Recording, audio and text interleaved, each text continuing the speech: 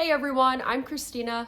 And I'm Mosin. Welcome to our channel. This is our very first video. In this video, we'll be sharing with you about how we got into Airbnb, why we decided to get into it, and how you can get started as well. We are the founders of Lounge Life Properties. We've been in this business for a little over a year, and in that time, we've learned many things. We've had many ups and downs, and we're here to share our story to help those of you who are also looking to get into Airbnb. So to kick it off, I want to share a little bit about why we specifically decided to get into Airbnb. And the biggest reason is that neither of us were enjoying the jobs that we did. My background is in medical physics, which is like radiation therapy for cancer patients.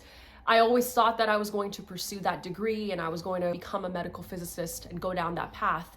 And then in university, I was hit with a major life change, which was endometriosis, which is a health condition.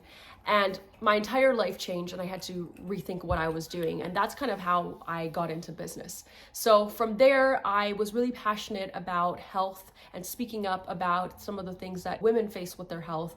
And I started a magazine and a digital platform that then changed into doing events, doing consulting, freelancing, doing sales, and eventually I got into the world of tech sales.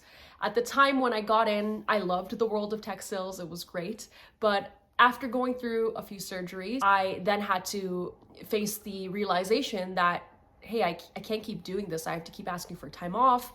I have no ability to control my schedule. I'm just at the whim of this 9-to-5 job. And that was a big reason as to why I knew this was something I really wanted to do. I started my career trying to be a CPA, which is a chartered professional accountant. I was going to business school, specializing in accounting at Wilfrid Laurier University. At the time, I thought it was super cool. I got my job, what I thought was my dream job at PwC, working as an auditor. And I did that for 3 years, which was 3 years too long. I knew immediately I didn't like it, but I kind of stuck around, partially because of peer pressure and partially because of just not knowing what was out there. I hated that entire journey, and most of it anyway. It was a lot of work for a little bit of pay. As an auditor, I also got to see the careers of the people around me further along who I could then become, and I didn't like any of it. I just didn't like the fact that, one, you're not making a lot of money, and two, you don't really have control over your life, and three, there are really no tax benefits to being a salaried employee.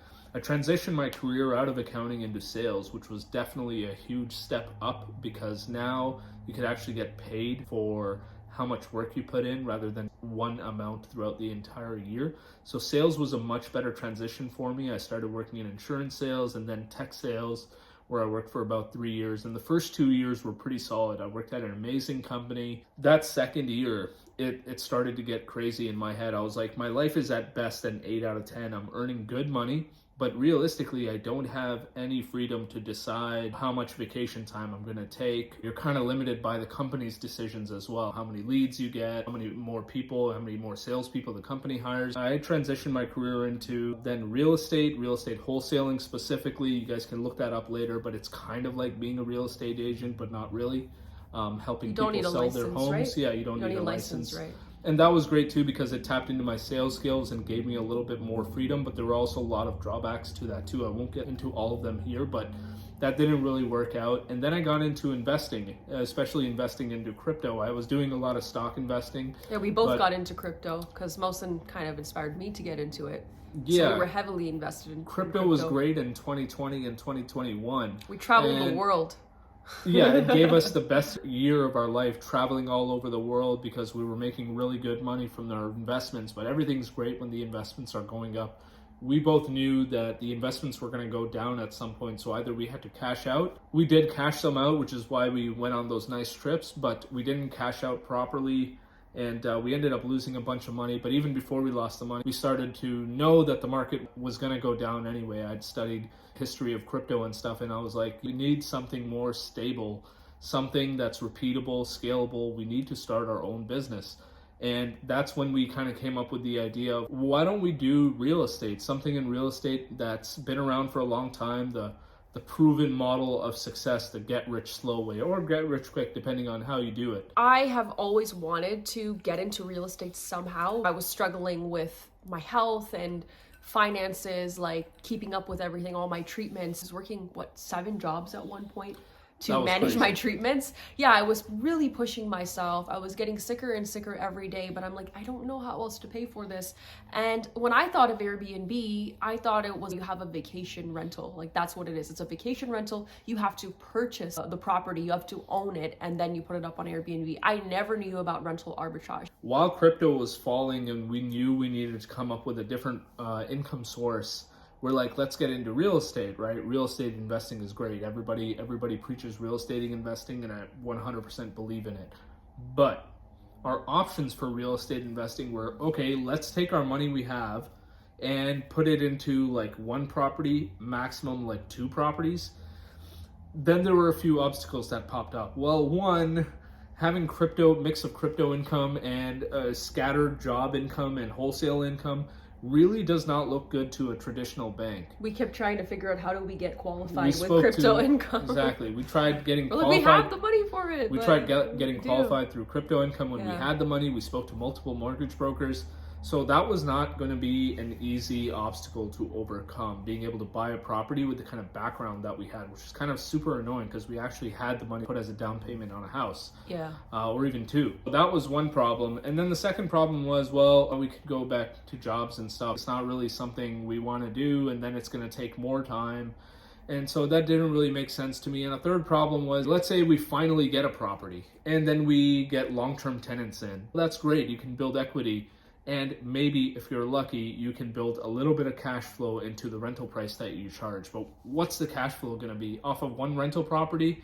Unless it's a multi-unit property, it was going to be like a couple $100 at best. That is not a life-changing amount of money. And, and that was still going to force us to go back to jobs, which was a last resort for us. We really didn't want to because it was going to impact her health and my mental health. At that time, like I was saying, we were traveling all over the world, especially Mohsen. He was doing that throughout the pandemic. We had stayed in so many Airbnbs, so we knew this is a great Airbnb because this is great about it. The bed is comfortable. That was a big reason as to why we were like, okay, Airbnb could work. We evaluated all the different ways that we could get into real estate. Could we continue with wholesaling? Could I maybe join him and do that? Could we go into flipping houses? What is the best method? And Mohsen actually had told me that he had seen quite a few people online that were sharing that they were doing this thing called rental arbitrage. Rental arbitrage is where you get the landlord's permission to rent a property. You don't have to own it. You don't have to buy it, get a mortgage, any of that. You just pay a rent. You sign a lease, like a 1-year lease, like a typical tenant, and you pay the rent to the landlord and you keep the profits. And that sounded really intriguing because you don't have to get qualified for any mortgage. The amount that we would put on a down payment for a home, we could use that for maybe 3-4 properties to get started, if you use the money correctly, of course. So we thought about all these things. We spoke to other friends who were doing Airbnb, and we were like, okay, this seems like something good. We sat down, we watched hours upon hours of YouTube videos. How many YouTube videos did we watch? It's a really great space to learn. That's why we're doing this. But there wasn't a lot about the Canadian market. And that's kind of why we're here to now share our story and help those of you who want to break into the Canadian market, because we do feel like that education is lacking. Just to share how you can get started like us and expand to up to 10 units if that's something that you're interested in doing. Let's say a property costs $500K, which good luck even trying to find around the GTA, not possible. If you spent, let's say, your down payment money, and let's say you're paying the full 20% for down payment on a $500K property, that's $100,000, right? And so then you think about, okay, well, I'll buy the property, and if you rent it out to a long-term tenant, you don't have too many other costs other than that. I mean, you don't have to furnish a property for a long-term tenant, but then the problem becomes, well, how do you actually earn a return on that aside from equity? It's really hard, especially for a single unit property, right? And you have the bigger risk of, well, what if you get a tenant who seems great at first and then ends up not being great and then doesn't pay you rent? And now not only are you losing the positive cash flow that you thought you had, you're losing the entire rent payment. And then with Ontario's rules, you can't get them out for several months, or you have to pay to actually get them out in a cash for keys situation. So that actually seemed super high risk and not great for me. Now, obviously, there is a reality of people doing that very, very successfully and being super, well off because of that. we do want to get into buying properties one day. That is the ultimate goal. That is the ultimate This goal. is the stepping stone. It's a good place to start if you're not able to buy a property. Whether it's because you don't have the down payment available for that, or you just can't get qualified for a mortgage. It's a really great place to start. Him being in wholesaling, already getting into real estate and seeing that it could be very lucrative for us. And then all of my previous business experience, combining that from my consulting, the events that I've ran, the public speaking I've done, running groups and communities, teams. We thought we could combine all our experiences together. And I think the biggest thing that's really helped us is probably our sales backgrounds. Negotiating with landlords, getting those deals signed, figuring out how do we even attract guests and get them to book, not attract, but like get them to book in a timely manner, because sometimes people are like thinking back and forth about it. So anyway, all these things put together is why we decided that Airbnb was right for us. And we started in January of 2022 officially. That's when we got our articles of incorporation filed. I signed up with Ownr.